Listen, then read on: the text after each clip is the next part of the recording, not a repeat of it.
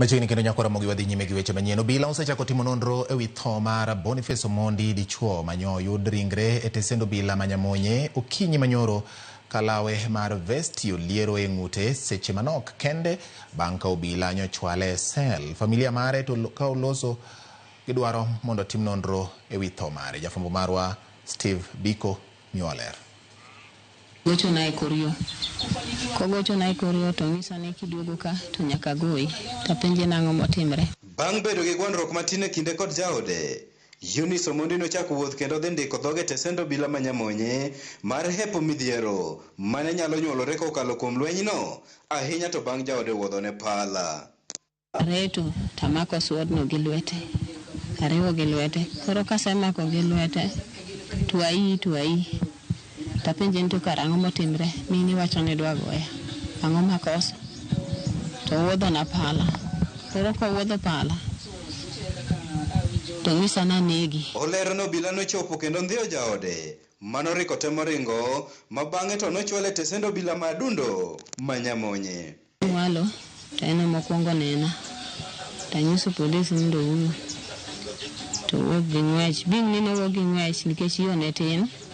Odhi otuomre e mabati mar bucha kamae to lwar to chung' gi ng'wech kendo. Polisi hawe to make. Omake to goye pingo. To wawuok wadhi e polisi. Kinyne noyudo sime maluonge mondo ochopie tesendno mar chiwo nonro ewi chakruok mar gwandruok gi. Koro mondo mi alwar achope Rough Road to simi ywak. Mkubwa gochona penja ni uko wapi? Tangisa ni niko hapa karibu. Tangisa ni mko wangapi? Tangisa ni niko tu hapa na watoto wangu. Tangisa ni mkuje venye. Bang'e to obila noyangone ni jaode okawo ngimane ok owuon e sel manoriko kete, gino manoweye kod chuny lit. Asechopo to jodisi ayo penja. Ta explain nigi gima notimre.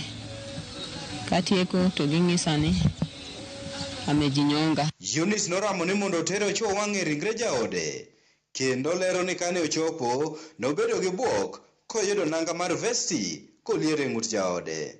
Achopo tayude kotweyo vesti e ng'ute to onyono piny to mako chonge kama. Aduoga. Gikone obila nokawo ringre kendo chwalo e kar kano ringre mabondo kendo chako timo nonro.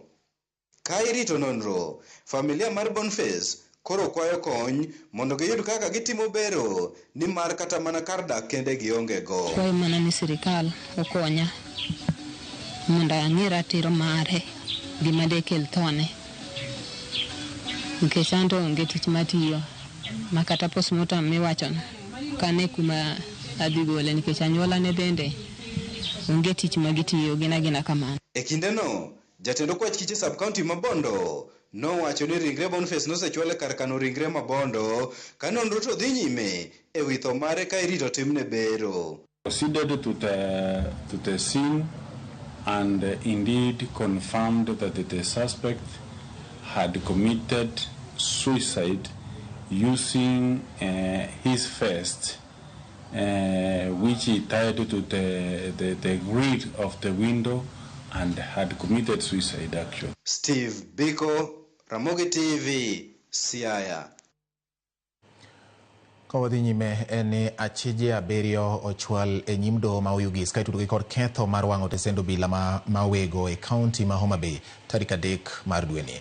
Kaluwore gi obila matayo nonro Kennedy Oluoch, Nicholas Otieno, Tofik Owiti Mohamed, Michael Omondi Opiyo, David Bill Clinton, Robert Oka